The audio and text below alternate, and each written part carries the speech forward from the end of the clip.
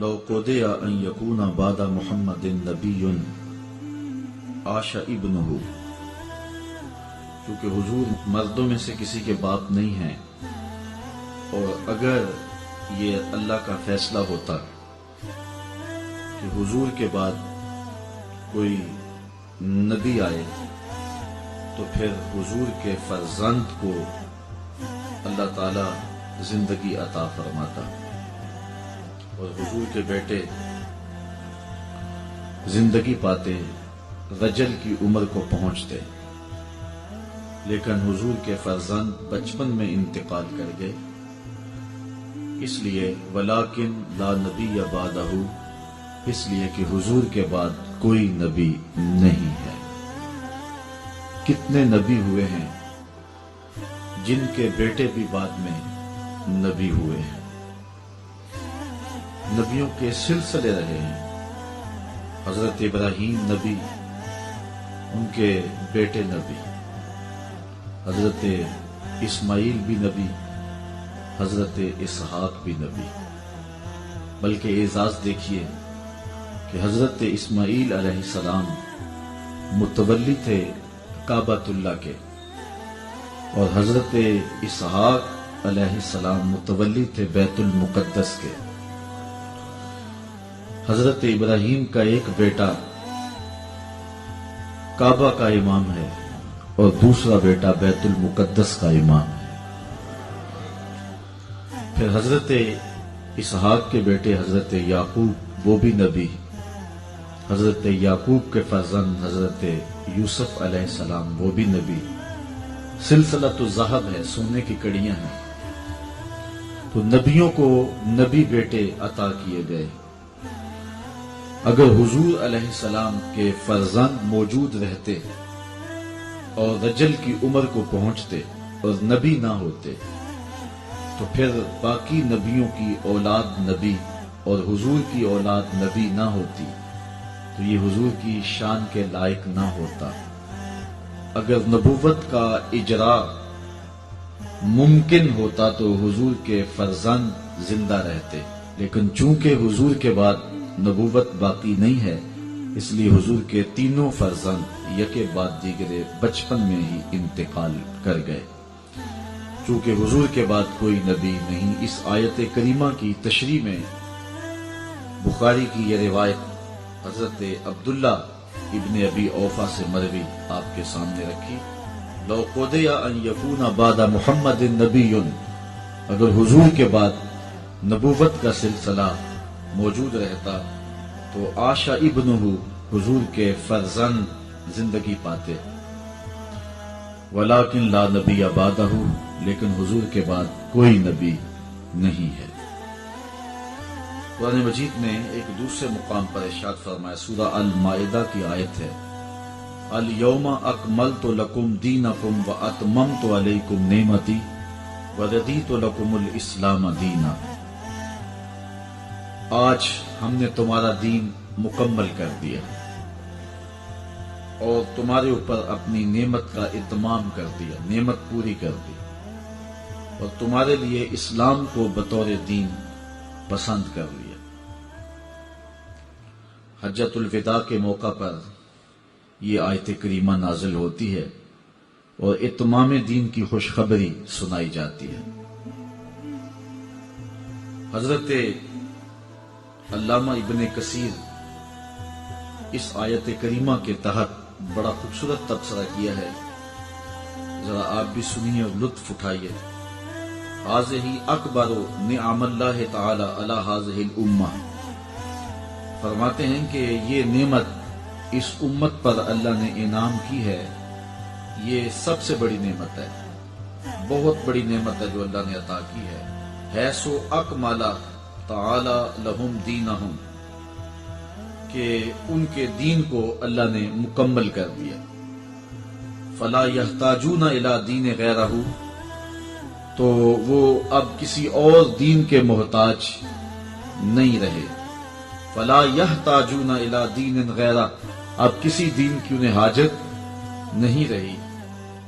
ولا نبی غیر نبیہم، اور حضور کے علاوہ اب کسی اور نبی کی حاجت نہیں رہی صلوات اللہ تعالی وسلامہ ولہذا جعل اللہ خاتم الانبیاء، اس لیے کہ اللہ نے محبوب علیہ السلام کو خاتم الانبیاء بنایا، وبعثہ الی الانس والجن، اور جنوں انس کی طرف حضور کو مبعوث فرمایا۔ اب اللہ تعالیٰ نے شریعت کا اتمام کر دیا، اور اقبال نے کتنا آفاقی شعر کہا، پس خدا بر ما شریعت ختم کر، بر رسول ما رسالت ختم کر۔ اللہ نے ہمارے اوپر شریعت ختم کر دی اور ہمارے رسول پہ رسالت ختم کر دی۔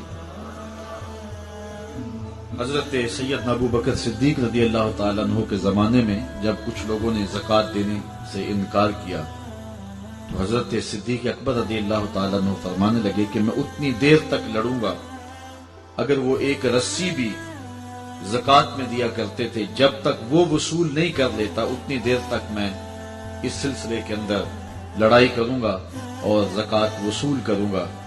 تو اس موقع پہ آپ نے ایک تاریخ ساز جملہ ارشاد فرمایا۔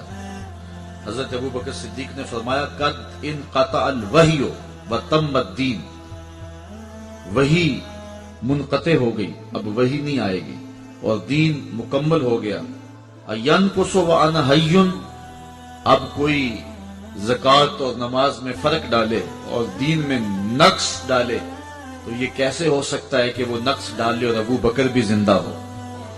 تو حضرت ابو بکر صدیق رضی اللہ تعالیٰ عنہ نے منکرین زکوٰۃ کے خلاف جو ہے وہ جہاد کیا اور یہ جملہ ارشاد فرمایا کہ وہی منقطع ہو گئی اور دین کی تکمیل ہو گئی۔ اللہ تعالیٰ جل شانہ نے محبوب علیہ السلام کے ساتھ ہی سلسلہ رسالت کو ختم کر دیا اور حضور اللہ کے آخری نبی ہیں۔ اس پر امت کا اجماع ہے، کوئی دوسری رائے موجود نہیں ہے۔ حضور علیہ السلام کے کتنے فرامین ہیں جن کی تعداد سینکڑوں میں ہے جو ختم نبوت پہ دلیل بنتے ہیں۔ حضرت ابو ہریرہ رضی اللہ تعالی عنہ سے روایت سماعت کیجئے جس کو امام بخاری نے اور دیگر محدثین نے اپنی اپنی اسناد کے ساتھ روایت کیا ہے، اور یہ حدیث اتنی کثرت کے ساتھ مروی ہے کہ یہ متواتر کے درجے تک پہنچی ہوئی ہے۔ حضرت ابو ہریرہ رضی اللہ تعالی عنہ سے معروف روایت ہے، آپ نے پہلی بار مجھ سے نہیں سنی، متعدد مرتبہ یہ علماء سے سماعت کر چکے ہیں۔ حضور نے ارشاد فرمایا، ان مثلی و مثل الانبیاء من قبلی، کہ میری اور میرے سے قبل جو نبی گزرے ہیں ان کی مثال ایسے ہے کمثل رجل بنا بیتن، جس طرح کسی شخص نے گھر بنایا، فاحسنہ واجملہ، اس کو خوبصورت بنایا اور جمیل و حسین بنایا، الا موضع لبنہ، لیکن ایک اینٹ لگانا چھوڑ دی، من زاویۃ، ایک گوشے سے، فجعل الناس یطوفون بہ ویتعجبون لہ، لوگ اس میں گھوم پھر کے دیکھتے ہیں اور اس معاملے کو دیکھ کے تعجب کرتے ہیں کہ اتنا خوبصورت گھر، آرائش، زیبائش، خوبصورتی، جمال، حسن، لیکن یہ جگہ کیوں چھوڑ دی گئی ہے، یہاں کچھ نہیں لگایا گیا۔ وَيَقُولُونَ، اور وہ کہتے بھی ہیں، هَلَّا وُضِعَتْ هَذِهِ اللَّبِنَةُ، یہ اینٹ کیوں نہیں لگائی گئی؟ قالا، حضور نے ارشاد فرمایا، فَأَنَا اللَّبِنَةُ، میں قصر نبوت کی وہ آخری اینٹ ہوں، وَأَنَا خَاتَمُ النَّبِيِّينَ، اور میں آخری نبی۔ یہ بخاری شریف کی روایت ہے، یہ لفظ بھی ابن شیبہ میں موجود ہیں۔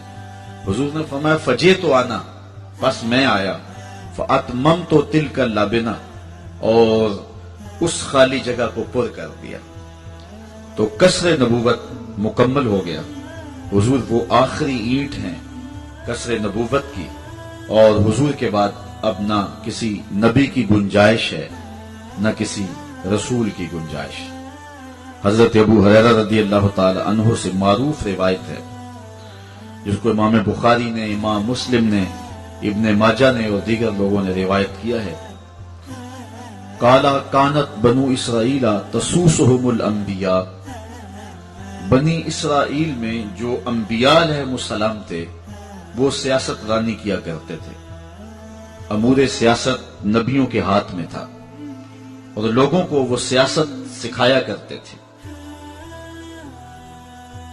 کلما ہلاک نبی خالفہ نبی، اور جب کوئی نبی شہید ہو جاتا یا انتقال کر جاتا تو اس کی جگہ پھر دوسرا نبی آ جاتا۔ وَإِنَّهُ لَا نَبِيَّ بَعْدِي، حضور نے فرمایا میرے بعد نبی کوئی نہیں۔ وَسَيَكُونُ خُلَفَاء، لہذا میرے بعد خلیفے ہوں گے۔ تو حضور نے پچھلے نبیوں کا جو کام تھا اس کو بیان فرمایا کہ بنی اسرائیل کی سیاست رانی وہ کیا کرتے تھے اور لوگوں کو امور سیاست بھی سکھایا کرتے تھے، اور اگر کوئی نبی اس دنیا سے رخصت ہو جاتا تو اس کی جگہ نیا نبی آتا اور وہ امور سنبھال لیتا۔ تو حضور علیہ السلام آخری نبی ہیں اور آقا کریم علیہ السلام ان امور کو بجا لاتے رہے اور ریاست مدینہ کا قیام کیا۔ حضور کی بھرپور سیاسی زندگی ہمارے سامنے ہے، لیکن پچھلی امتوں میں ایک نبی انتقال کر جاتا تو اس کی جگہ دوسرا نبی آتا۔ تو حضور علیہ السلام نے فرمایا میرے انتقال کرنے کے بعد کوئی دوسرا نبی نہیں آئے گا، میرے بعد یہ کام خلفاء کریں گے۔ آگے دیکھیے، حضرت انس رضی اللہ تعالی عنہ سے ایک روایت، حضور نے ارشاد فرمایا ان الرسالۃ والنبوۃ قد انقطعت، رسالت اور نبوت اب ختم ہو گئی۔ فلا رسول بعدی ولا نبی بعدی، میرے بعد کوئی رسول بھی نہیں آئے گا، میرے بعد کوئی نبی بھی نہیں آئے گا۔ حضرت جبیر بن مطعم رضی اللہ تعالی عنہ سے روایت ہے جس کو امام بخاری اور دیگر محدثین نے روایت کیا ہے۔ حضور نے ارشاد فرمایا انا محمد صلی اللہ علیہ وسلم وانا احمد وانا الماحی الذی یمحى به الکفر وانا الحاشر الذی یحشر الناس علی عقبی وانا العاقب والعاقب الذی لیس بعدہ نبی۔ حضور نے ارشاد فرمایا کہ میں محمد ہوں صلی اللہ علیہ وسلم، وانا احمد، میں احمد ہوں، وانا الماحی، اور میں ماہی ہوں، الذی یمحى به الکفر، ماہی وہ ہوتا ہے جس کے آنے سے کفر مٹ جاتا ہے، وانا الحاشر، اور میں حاشر ہوں، پھر حاشر کی تشریح کی، الذی یحشر الناس علی عقبی، لوگوں کا حشر میرے پیچھے پیچھے ہوگا، اور پھر ارشاد فرمایا وانا العاقب، میں عاقب ہوں، اور پھر ارشاد فرمایا والعاقب الذی لیس بعدہ نبی، عاقب وہ ہوتا ہے جس کے بعد کوئی نبی نہیں ہوتا۔ تو حضور علیہ السلام وہ آخری نبی ہیں کہ جن کے بعد نبی نہیں ہے۔ آقا کریم علیہ السلام نے ارشاد فرمایا، حضرت عقبہ بن عامر رضی اللہ تعالی عنہ سے ترمذی میں یہ روایت موجود ہے، لو کان بعدی نبی لکان عمر بن الخطاب، اگر میرے بعد کسی کے سر پہ نبوت کا تاج سجنا ہوتا تو عمر بن خطاب کے سر پہ سجتا۔ چونکہ میرے بعد کوئی نبی نہیں ہے تو اس لیے عمر بھی نبی نہیں ہوں گے۔ اگر سجتا ہوتا کسی کے سر پہ نبوت کا تاج تو وہ عمر کے سر پہ سجتا۔ حضرت ابو ہریرہ رضی اللہ تعالی عنہ سے ایک اور روایت سنیے، حضور نے ارشاد فرمایا انا آخر الانبیاء وَإِنَّا مَسْجِدِي آخِرُ الْمَسَاجِدِ، میں آخری نبی ہوں اور میری مسجد آخری مسجد ہے۔ اب یہاں سوال پیدا ہوا کہ مسجد نبوی کے بعد بھی تو بڑی مسجدیں بنی ہیں، تو حضور نے اس کو آخری مسجد کیوں ارشاد فرمایا؟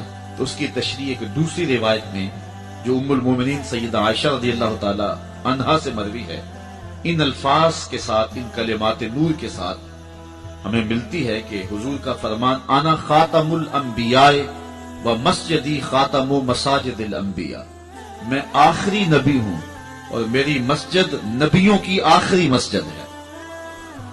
اور ایک اور حدیث سنیے، آقا کریم نے کیا ارشاد فرمایا، اور اس سے مخاطب جو ہے وہ اپنی امت کو فرمایا، اور امت میں اور آپ بھی آتے ہیں، دعویٰ تو ہے، اللہ قبول فرمائے۔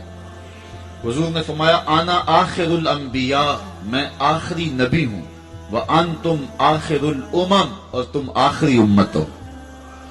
اور ایک روایت کے اندر یہ لفظ بھی موجود ہیں جس کو حضرت ابو قتیلہ رضی اللہ تعالی عنہ نے روایت کیا، امام طبرانی نے اپنی موجم میں اس کو اپنی سند کے ساتھ روایت کیا ہے۔ حضور نے فرمایا لا نبی بعدی ولا امت بعدکم، میرے بعد نبی کوئی نہیں، تمہارے بعد امت کوئی نہیں۔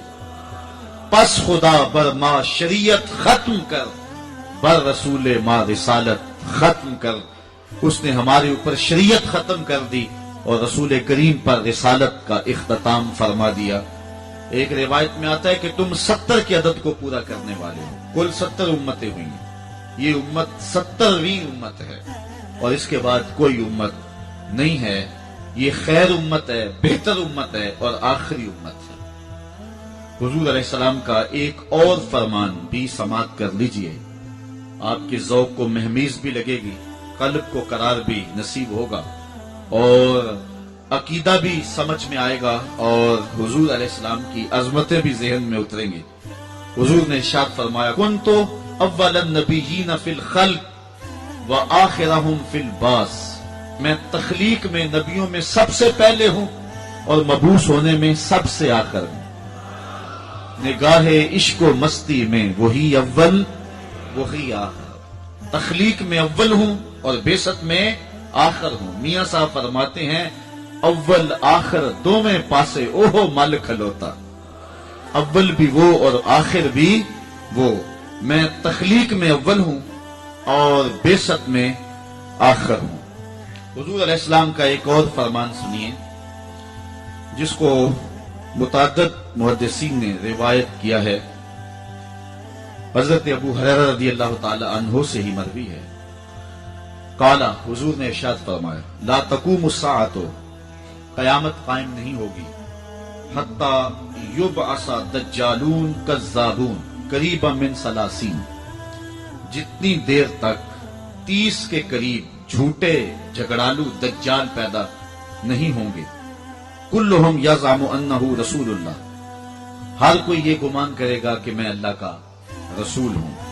وفی روایت ہی عن ثوبان، اور ترمذی کی ایک روایت میں انہی الفاظ کے ساتھ یہ الفاظ بھی موجود ہیں کہ حضور نے پھر یہ بھی ارشاد فرمایا وَأَنَا خَاتَمُ النَّبِيِّينَ لَا نَبِيَّ بَعْدِي، میں آخری نبی ہوں، میرے بعد کوئی نبی نہیں ہوگا۔ 30 کے قریب کذاب جھوٹے اور دجال پیدا ہوں گے، ان میں سے ہر کوئی یہ گمان کرے گا کہ میں اللہ کا رسول ہوں۔ حضور نے فرمایا کہ جھوٹ بول رہے ہوں گے، میں اللہ کا آخری رسول ہوں اور میرے بعد کوئی رسول نہیں ہوگا۔ انسان کی عقل اور فہم اور ادراک کو اگر دعوت دی جائے ان احادیث اور آیات کی روشنی کے اندر، تو انسان کا فہم و عقل بھی اس بات کا فیصلہ کرتا ہے کہ حضور کے بعد نبوت ممکن ہی نہیں ہے، اس لیے کہ اتمام دین ہو گیا اور آقا کریم تمام جہانوں کے لیے رحمت بن کر آئے، اس لیے حضور کے بعد کسی نبی کی، کسی رسول کی، کسی پیغمبر کی ضرورت نہیں ہے۔ میں ایک سادی سی بات کرنا چاہوں گا اور آپ کی مجھے بھرپور توجہ چاہیے ہوگی۔ 104 کتابیں اور صحیفے نازل ہوئے، تورات، زبور، انجیل اور قرآن مجید، صحف ابراہیم، صحف موسیٰ، 100 صحیفے اور 4 کتابیں، ٹوٹل 104 تعداد بنتی ہے اللہ کی طرف سے منزل کتابوں اور صحیفوں کی۔ کسی کتاب کی حفاظت اللہ نے اپنے ذمہ کرم پہ نہیں لی۔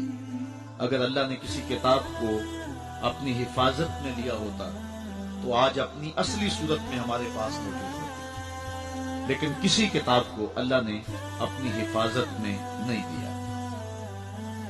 لوگوں نے کتابوں میں تحریف کر لی، اپنی طرف سے چیزیں شامل کر دی، بہت ساری آیات کو نکال کے باہر کر دیا۔ اللہ قادر ہے، چاہتا تو ان کتابوں کی حفاظت کرتا، لیکن اللہ نے ان کتابوں کی حفاظت نہیں فرمائی۔ قرآن مجید کی حفاظت اپنے ذمہ کرم پہ دی، اس کی کوئی زیر اور زبر بھی نہیں بدل سکتا۔ اگر قرآن مجید کی ذمہ داری اللہ نے نہ لی ہوتی تو اس وقت امہ جو کمزوری کی پوزیشن میں ہے، اور ٹیری جونز سے لے کر کے اوباما تک اسلام کی دشمنی کے اندر سارے لوگ پاگل ہو رہے ہیں، تو قرآن مجید کے اندر ضرور تبدیلی کر لیتے، انہیں جبے، امامے اور دستاروں والے لوگ بھی مل جاتے، ڈالروں کے اندر بکنے والے لوگ بھی انہیں میسر آ جاتے، اور کتاب کے اندر تحریف ہو جاتی۔ لیکن یہ اللہ کی حفاظت اور اس کا انتظام ہے کہ امریکہ اسلام کی دشمنی میں اور یہود و نصارہ اسلام کی دشمنی میں آخری حد تک پہنچ گئے، لیکن کسی مائی کے لال میں جرت نہیں ہے کہ قرآن کی زیر اور زبر کو بھی بدل سکے۔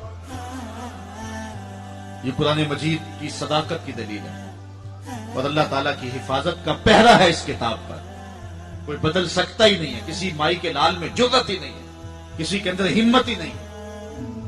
اللہ تعالیٰ نے اس کتاب کی حفاظت کے بہت سارے ظاہری طریقے بھی جو ہیں وہ اختیار فرمائے ہیں۔ ایک طریقہ یہ ہے کہ لاکھوں سینوں میں اس کتاب کو محفوظ کیا ہے۔ یہ جس دور سے ہم گزر رہے ہیں، یہ دور اسلام کے عروج کا دور نہیں ہے، یہ مسلمانوں کے زوال کا دور ہے۔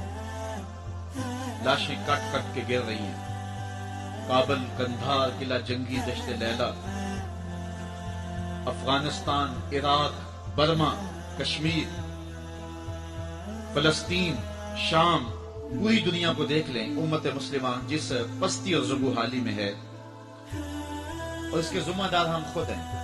ایک دوسرے کو ہم خود توڑ رہے ہیں۔ دو اسلامی ملک ہیں جو پوری امت کو مصیبت میں مبتلا جنہوں نے کر رکھا ہے۔ کاش کہ ان دو اسلامی ملکوں کی حکومتیں امت کی جان چھوڑ دیں۔ یہ فرقہ واریت کی جو جلتی ہوئی آگ ہے، اس کے پیچھے آپ کو یہ دو ملک ہی ملیں گے، اور جگہ جگہ شر اور فساد جو مچا ہوا ہے، تو یہ دو ممالک ہیں جو پوری دنیا کے اوپر فساد اور فرقہ وارانہ آگ کو ایندھن فراہم کرتے ہیں۔ اب آپ نے یہ ملاحظہ کیا، کیری جان نے جو کہا کہ دو ملکوں نے ہمیں کہا ہے کہ ہم آپ کو شام کے خلاف جتنا پیسہ چاہیے ہم فراہم کریں گے، اور دوسری جانب ایک دوسرا ملک ہے جو اس کے مخالف دھڑے کو ہر طرح کی دولت پیش کرنے کے لیے تیار ہے۔ اب غیروں کا شکوہ کیا کریں، ہم تو اپنوں کے ہاتھوں سے ستائے ہوئے ہیں۔ اقبال نے کہا تھا، آج یاد آ رہا ہے اقبال کا یہ شعر، گلا جفائے وفا نما جو حرم کو اہل حرم سے ہے، کسی بت کدے میں بیاں کروں تو صنم بھی کہہ دیں ہری ہری۔ آج جو کچھ کر رہی ہیں مقدس ملکوں کے کار پرداز، اور جس کا امت مسلمہ کو توڑا جا رہا ہے، یہ دردناک کہانی ہے۔ اللہ ہدایت دے یا صالح حکومت نصیب فرمائے جو امت کی وحدت کی ضمانت بن جائیں اور امت کو ایک پلیٹ فارم پہ جمع کر دیں۔ تو بات کر رہا تھا، یہ دور امت کے عروج کا دور نہیں ہے، یہ امت کے زوال کا زمانہ ہے۔ لیکن زوال کے زمانے میں بھی قرآن مجید کی حفاظت کا وہ اہتمام جو رب نے کیا ہے، سینوں میں محفوظ کرنے کا ایک ظاہری نظام۔ میں صرف اس مجلس میں ڈھونڈنے نکلوں تو مجھے درجنوں حفاظ اس مجلس سے مل جائیں گے جن کے سینے میں کتاب رحمت کا ایک ایک حرف لکھا ہوا ہے۔ تو یار، جب امت کے زوال کے زمانے میں قرآن مجید کی حفاظت کے لیے اتنے سینے ایک ایک مجلس میں موجود ہیں، اور لاکھوں حفاظ پوری کائنات پہ آج بھی موجود ہیں، تو جب امت کے عروج کا زمانہ ہوگا تو پھر عالم کیا ہوگا، پھر کیفیت کیا ہوگا۔ تو اس کتاب کی حفاظت اللہ نے اپنے ذمہ کرم پہ لی۔ سوال یہ ہے کہ باقی کتابیں بھی تو اللہ کی کتابیں ہیں، لیکن اللہ نے ان کی حفاظت اپنے ذمہ کرم پہ کیوں نہیں لی، اور قرآن کی حفاظت اپنے ذمہ کرم پہ کیوں لی؟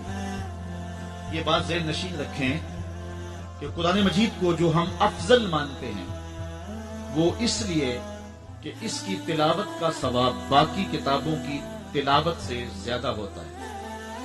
نفس کلام میں تمام کتابیں برابر ہیں، نفس کلام میں فرق نہیں ہے، لیکن فضل ثواب کے اعتبار سے تمام کلام اللہ کا ہے، جس کتاب میں بھی ہو تو وہ برابر ہے، لیکن قرآن مجید کی فضیلت ثواب کی کثرت کی وجہ سے، قرآن مجید کی بعض صورتوں سے افضل ہیں، تو وہ بھی اس مفہوم میں ہیں کہ ان کی تلاوت کا ثواب زیادہ ہے۔ سورہ یاسین قرآن مجید کا دل ہے، اس کی تلاوت کرنے سے 10 مرتبہ قرآن مجید پڑھنے کا ثواب ملتا ہے۔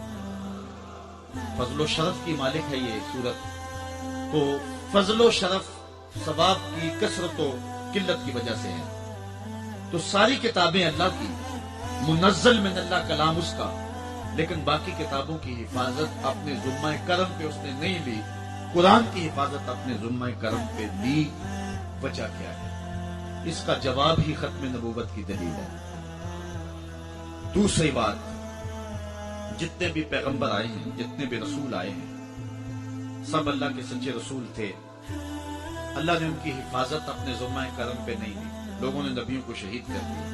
بنی اسرائیل نے 70 نبیوں کو شہید کیا۔ اللہ کے پیغمبر حضرت زکریا کے سر پہ آرا رکھ کے پاؤں تک چیر دیا گیا، اذیتوں سے 2-4 ہوئے، شہید کر دیے گئے۔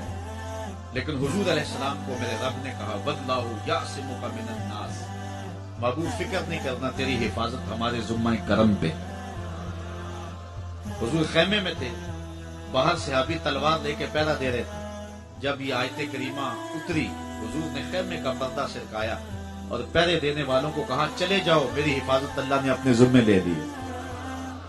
پہرا دینے والوں کو کہا چلے جاؤ، میری حفاظت اللہ نے اپنے ذمہ کرم پہ لے لی۔ تو حضور کی حفاظت اللہ نے اپنے ذمہ کرم پہ لی، باقی نبیوں کی حفاظت اپنے ذمہ کرم پہ نہیں لی۔ باقی نبی بھی تو اللہ کے نبی تھے، تو ان کی حفاظت اپنے ذمہ کرم پہ نہیں لی، اور حضور کی حفاظت اپنے ذمہ کرم پہ لی۔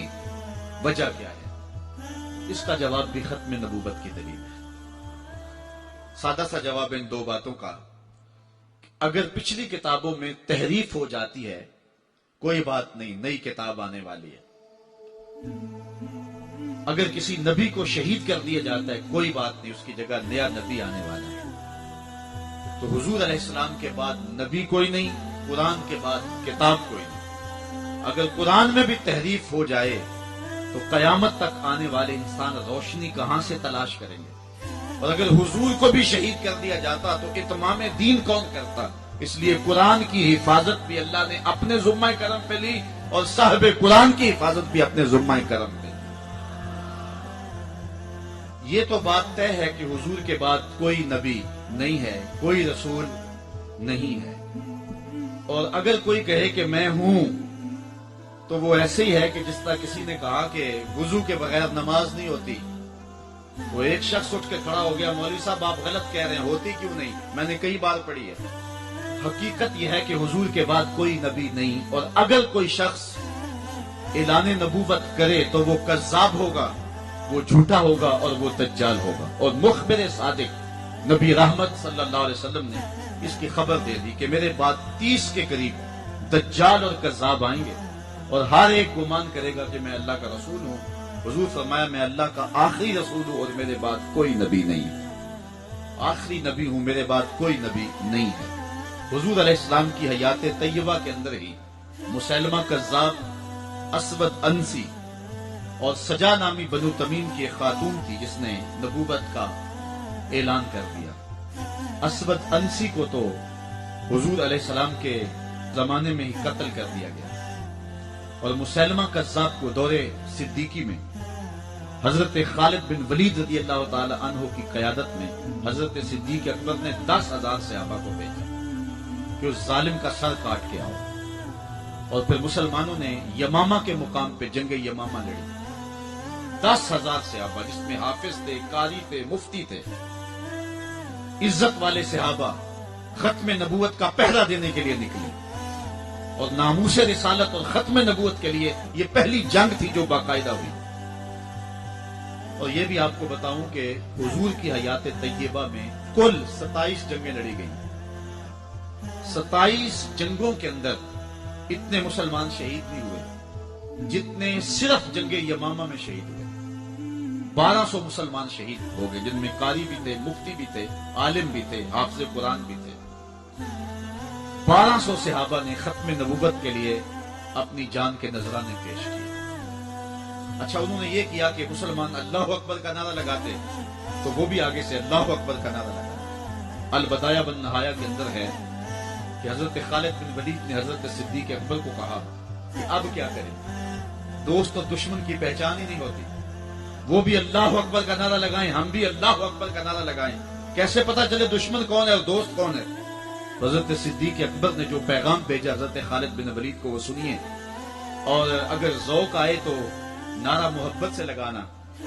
حضرت صدیق اکبر نے حضرت خالد بن ولید کو لکھا کہ وہ جب اللہ اکبر کا نعرہ لگائیں تم یا محمد کے نعرے لگاؤ۔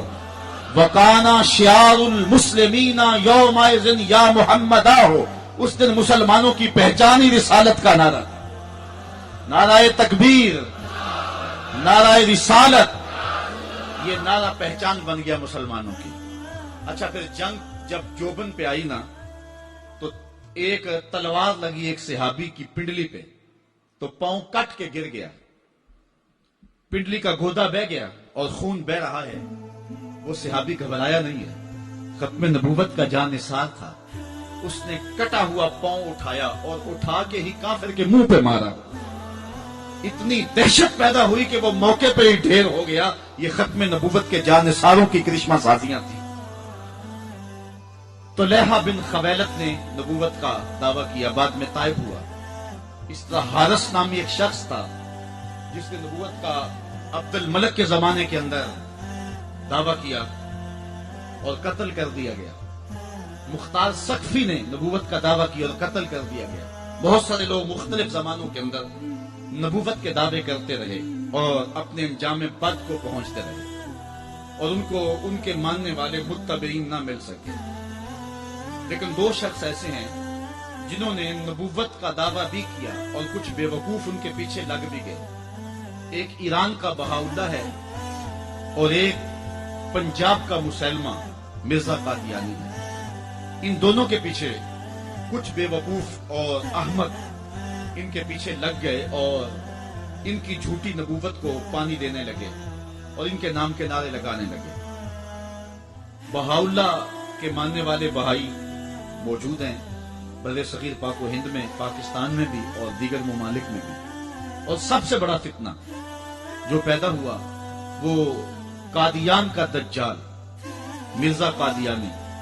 پہلے تو اس نے یہ کہا کہ حضور علیہ السلام کے بعد نبوت کا اجرا ممکن نہیں ہے، اور اپنی ایک کتاب حمامۃ البشریٰ کے اندر اس نے کہا رب رحیم شان والے نے ہمارے نبی کا نام خاتم الانبیاء بغیر کسی استثناء کے رکھا ہے، اور ہمارے نبی نے لا نبی بعدی کے بیان سے اس کی تشریح کر دی ہے، جو طالب علموں کے لیے بالکل واضح ہے۔ یہ اس نے اپنی کتاب حمامۃ البشریٰ کے اندر لکھا۔ اس وقت تک اس کا پروگرام نہیں تھا کہ میں نے نبوت کا دعویٰ کرنا ہے۔ بعد میں آپ کی سیالکوٹ کی کچہری میں ہی وہ ملازم تھا، اور میں اگر تاریخ کے ابواب کھولوں تو بات لمبی ہو جائے گی۔ کچھ لوگوں کا انٹرویو ہوا، وہ کامیاب ٹھہرا، اور پھر اس نے پہلے راستہ ہموار کرنا شروع کیا، اور پھر ایک دن اس نے کہہ دیا کہ بعثنی اللہ علی راس المئۃ لأجدد الدین، اللہ نے مجھے صدی کے سر پہ مبعوث کیا ہے کہ میں دین کی تجدید کروں۔ مجدد بن بیٹھا۔ پھر کچھ وقت گزرا، اس نے کہا وَأَنَا الْمَسِيحُ الْمَوْعُودُ وَالْمَهْدِيُ الْمَوْعُودُ، میں مسیح موعود ہوں اور مہدی موعود ہوں۔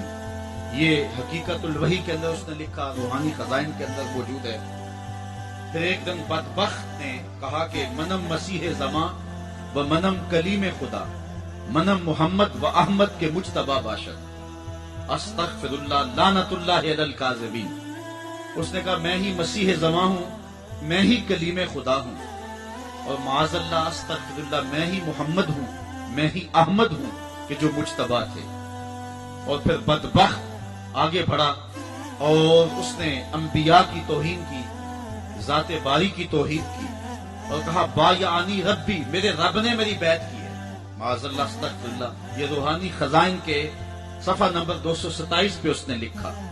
اور پھر کہنے لگا میرے رب نے مجھے وحی کی ہے انت منی بمنزلت اولادی، آپ میرے لیے میری اولاد کی جگہ ہیں.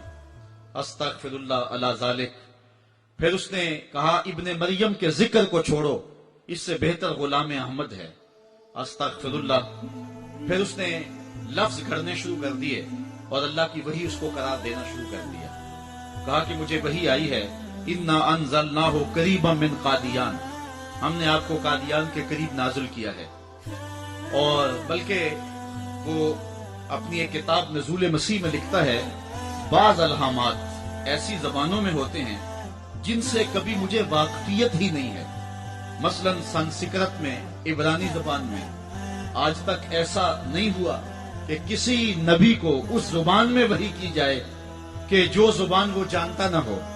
لیکن یہ پہلا بدبخت شخص ہے جس نے یہ بات کہی اور نبوت کا دعویٰ کیا کہ مجھے ان زبانوں کے اندر وحی کی جاتی ہے جن زبانوں کو میں بھی نہیں سمجھتا ہوں.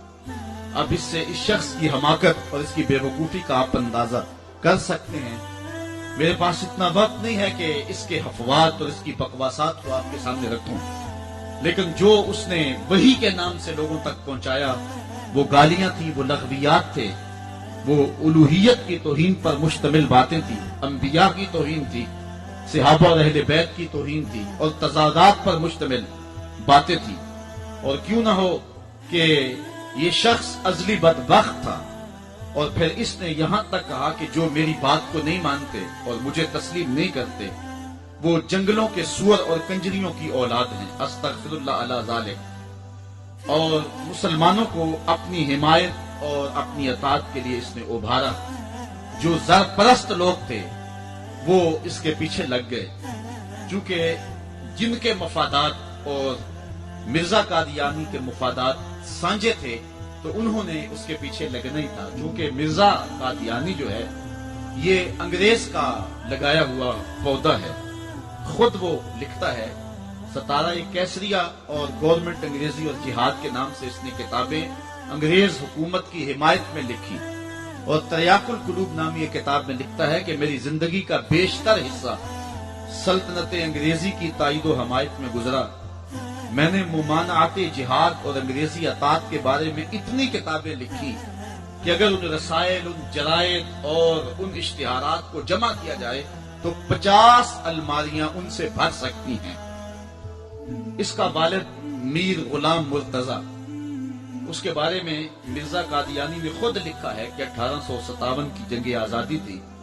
اس جنگ آزادی کے اندر انگریزوں کا حامی تھا اور 50 گھوڑے اور سوار انگریزوں کی حمایت میں اس نے دیے تھے، جبکہ اہل علم اور مسلمان ان کو اس جنگ کے اندر کاٹا گیا تھا اور ان کو شہید کیا گیا تھا.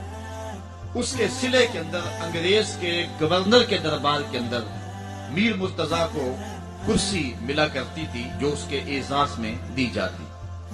مرزا قادیانی خود کہتا ہے اسلام کے 2 حصے ہیں، ایک اللہ کی اطاعت اور دوسری سلطنت کی اطاعت. اور پھر تریاق قلوب کے اندر آگے جا کے لکھتا ہے کہ سلطنت کی اطاعت جس نے ہمیں اپنے سایہ میں پناہ دی. اور کہتا ہے یہ امن جو اس سلطنت کے زیر سایہ ہمیں حاصل ہے، نہ یہ امن مکہ میں مل سکتا ہے نہ مدینہ میں مل سکتا ہے. ظاہر ہے مکہ کے اندر کافر کو امن نہیں ملتا، مکہ کے اندر مصطفیٰ کے غلاموں کو ہی امن ملتا ہے.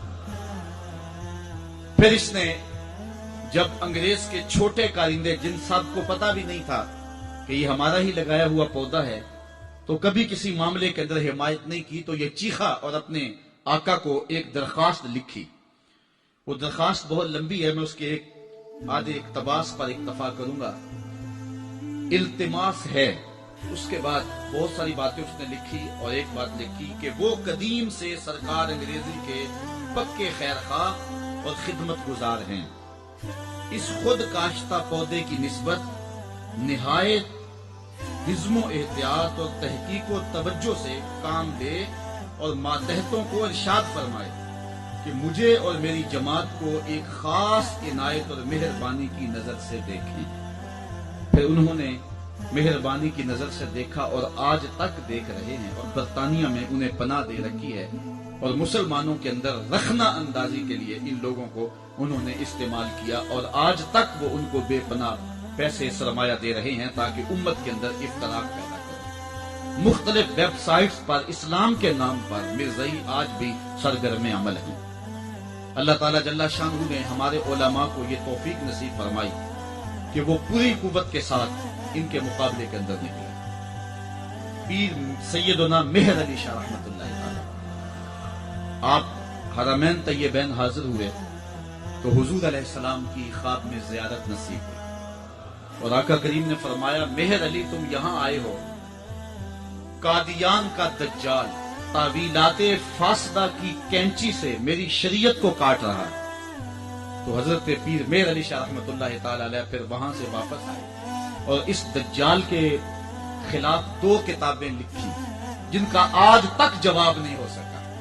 2 किताबें लिखी, इससे जवाब तो ना हो सका, लेकिन पीर मेहर अली शाह को इसने चैलेंज कर दिया कि आप मेरे साथ मुनाजरा करें, और खुद जगह मुकर्रर कर दी लाहौर की बादशाही मस्जिद और खुद ही शराइत मुनाजरा तय करनी और कहा कि आपके हाथ में भी कागज कलम होगा, मेरे हाथ में भी कागज कलम होगा, हम तफसीर लिखेंगे, उलमा की जूरी बैठेगी, जिसकी तफसीर अच्छी हुई वो सच्चा होगा।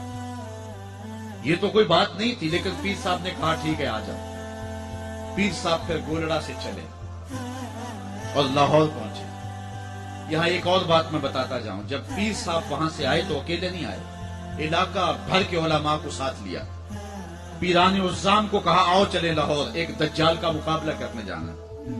एक पीर साहब को पैगाम भेजा तो उन्होंने कहा, पीर साहब हम पीर लोग हैं, छोड़ो आप किस काम में पड़ गए, हमारा काम क्या जो है वो इन उमूर से। तो पीर साहब ने जो जवाब भेजा वो तारीख के रिकॉर्ड पे है। फरमाने लगे, पीर साहब ये पीरी ना हुई, ये बेगैरती हुई। खत्म नबूवत पे डाका पड़ रहा हो और हम पीरी की बुक्कल मार के बैठे रहे। पीर साहब वहां से चले और लाहौर पहुंचे। मिर्जा दज्जाल को नहीं आना था, ना आया, और उसने बहाना ये बनाया कि पीर साहब के साथ सरहद के पठान आए हैं और वो मुझे मार देंगे, इसलिए मैं लाहौर नहीं गया। पीर साहब फिर गए और आप जश्न फतह का मनाया। शोरश काश्मीरी ने लिखा है कि पीर साहब के चेहरे पे मैंने जलाल देखा और पीर साहब फरमाने लगे कि वो तो कहता है कि कलम और कागज लेंगे और जो है वो लिखेंगे। कहा कि अगर वो आ जाता तो मैं कागज पे कलम रख देता, कलम खुद ही लिखता। अल्लाह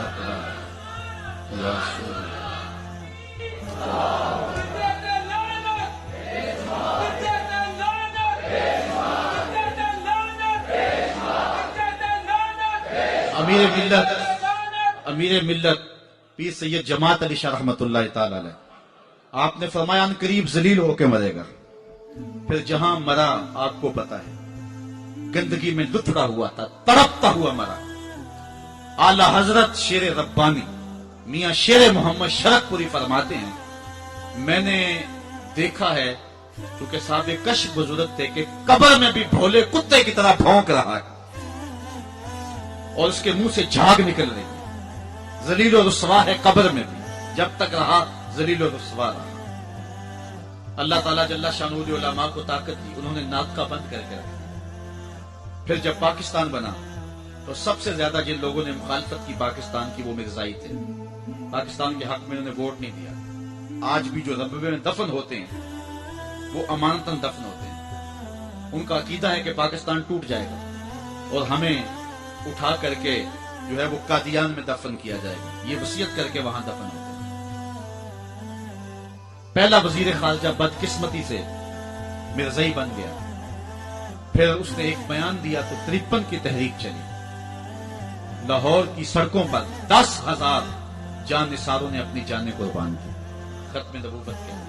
वो लम्हे हम नहीं भूल सकते। तारीख से आज भी हरारत निकल रही है कि एक खातून अपने बेटे को ब्याहने के लिए ले जा रही थी। अरमानों से उस बेवा ने अपना बेटा पाला था। आज सेरे लगा करके उसकी बारात ले जा रही थी कि जब माल रोड पे पहुंची तो तड़ तड़ गोलियों की आवाज आने लगी। रोक के पूछा क्या माजरा है? कहा खत्म नबूवत पे लोग जाने वाले हैं। उसने बारात से माजरत की, बेटे के सर से सेरा उतारा और कहा बेटे मैं दूध माफ नहीं करूंगी अगर हुजूर के नाम पे जान नहीं वार दे। तुझे मैं शहादत का दूल्हा बनाना चाहती। اچھا جب وہ زخموں سے چور ہو کے گرا، دور ماں کھڑی منظر دیکھ رہی تھی، اس نے ماں کو پکار کے کہا امی بھاگ کے آ، دیکھ کے میری پشت پہ کوئی گولی تو نہیں لگی، تیرے پتر نے ساری گولیاں سینے پہ کھائی ہیں۔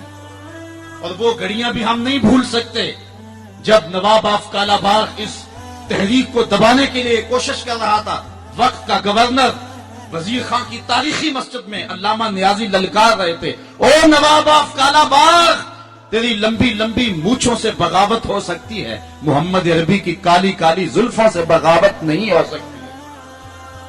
پھر ایک ڈی ایس پی کے قتل پر علامہ نیازی ماخوذ ہوئے، جیل میں چلے گئے، سزائے موت ہو گئی۔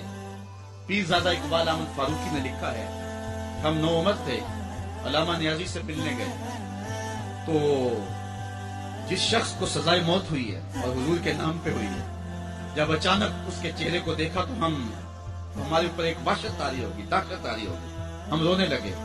نیازی صاحب نے جو قمیض پہنی تھی وہ جیلیوں والا لباس، چونکہ قادآور تھے تو پیٹ ننگا ہو رہا تھا، تو نیازی صاحب ہمارے قریب آئے تو ہمارے سر پہ شفقت کا ہاتھ رکھا اور ہمیں تسلی دینے لگے۔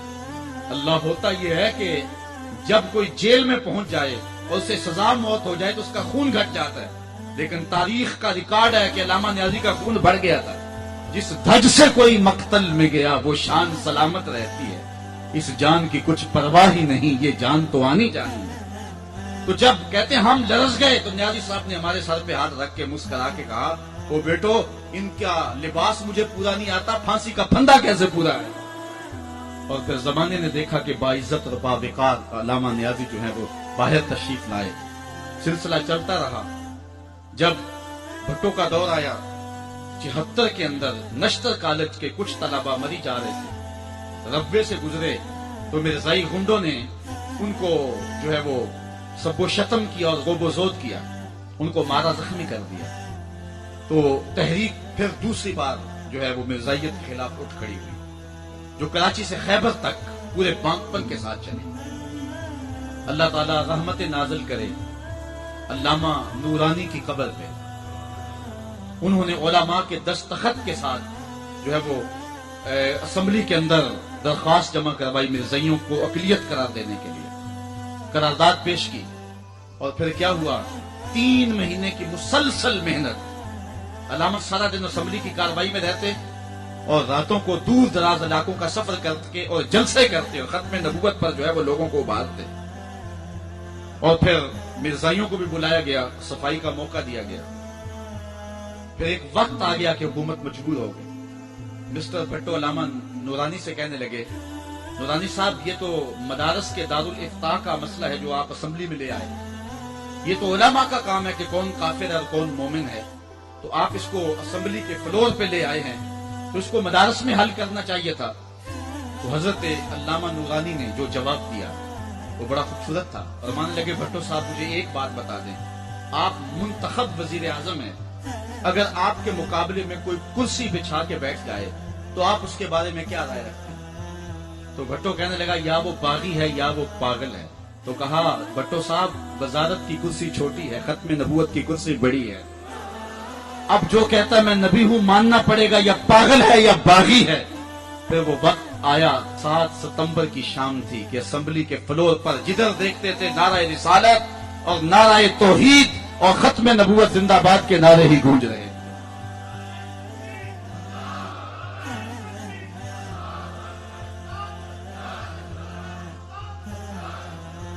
علماء کہتے ہیں کہ جو شخص حضور کی ذاتی خدمت کرنا چاہتا ہے وہ ختم نبوت پہ کام کرے، اور جو شخص ختم نبوت پہ کام کرتا ہے، اعلی حضرت پیر میر علی شاہ صاحب فرماتے ہیں اس کی پشت پہ حضور کا ہاتھ ہوتا ہے۔ اللہ اکبر، یہ اللہ توفیق نصیب فرمائے جس کو یہ چھوٹی سعادت نہیں ہے۔ آج مرزائی جس رنگ اور روپ کے اندر کام کر رہے ہیں ان کا ہر مقام پہ راستہ روکنا ہمارا فرض ہے، اور حضور کے ساتھ وفا کا تقاضا ہے۔ یہ جو پل پلا پن ہے یار وہ بھی انسان ہے، اور ان کو کیوں جو ہے وہ مطعون کیا جاتا ہے؟ مرزا قادیانی کے اس لفظ کو سن لیں، اس نے کہا جو مجھے نہیں مانتے وہ کنجریوں کی اولاد ہے اور وہ جنگلوں کے سور ہیں۔ اب کوئی بھی غیرت مند شخص مرزا قادیانی کے خلاف دل میں نرم گوشہ نہیں رکھ سکتا ہے، اور مرزا قادیانی خود بھی کافر ہے، اور جو اس کو نبی رسول پیغمبر مانے وہ بھی کافر ہے۔ جب مرزائیوں کو کافر قرار دیا گیا تو جو لاہوری مرزائی تھے انہوں نے کہا جی ہم تو اس کو نبی نہیں مانتے۔ مرزا صدر الدین وہ بھی اسمبلی میں آیا، اس نے کہا ہم تو اس کو ملہم مانتے ہیں، اس کو مجدد مانتے ہیں، اس کو ہم روحانی پیشوا مانتے ہیں، نبی نہیں مانتے، اس لیے ہم مومن رہنے چاہیے، ہم کافر نہیں ہونے چاہیے۔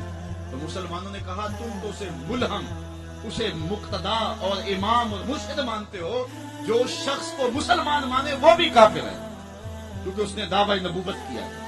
تو مرزائی کافر، مرزائیوں کو جو کافر نہ مانے وہ بھی کافر ہے اور دار اسلام سے خارج ہے۔ آج روشن خیالی اور نرم دلی کی بات کی جاتی ہے، میں پوچھتا ہوں علامہ اقبال سے بھی بڑا کوئی روشن خیال ہو سکتا ہے؟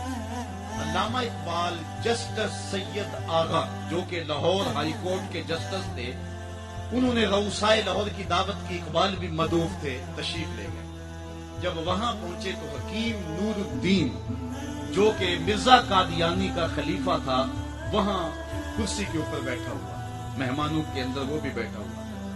علامہ اقبال جا کے جسٹس سید آغا کو دیکھا، رنگ سورخ ہے، کہا جسٹس آغا گناہگار ضرور ہوں لیکن حضور کا بے وفا نہیں ہوں۔ اگر اس بدبخت کو بلانا تھا تو پھر اقبال کو کیوں بلایا؟ اقبال تو ساری زندگی درس ہی یہ دیتا رہا کہ محمد سے وفا تو نے تو ہم تیرے ہیں، یہ جہاں چیز ہے کیا لوح و قلم تیرے ہیں۔ تو کہا یہ کیسے ہو سکتا کہ میں حضور سے بے وفائی کروں؟ حکیم نور الدین نے سمجھا میری خیر نہیں ہے، اب ذلت سے نکالا جائے گا، خود اٹھ کے کھسک گیا۔ علامہ اقبال کہنے لگے کہ میں گناہگار ضرور ہوں لیکن حضور کی چوکھٹ کا وفادار ہوں۔ جسٹس سید آغا کو یہ معذرت کرنا پڑی کہ آپ کا دل دکھا ہے، میں اس کو بلایا نہیں تھا، وہ از خود کسی کے ساتھ آ گیا تھا۔ تو یہ اقبال کی غیرت عشق رسول ہے کہ جہاں مرزائی بیٹھا ہو اقبال اس ٹیبل پہ نہیں بیٹھتا، جہاں مرزائی بیٹھا ہو اس مجلس میں اقبال نہیں بیٹھتا۔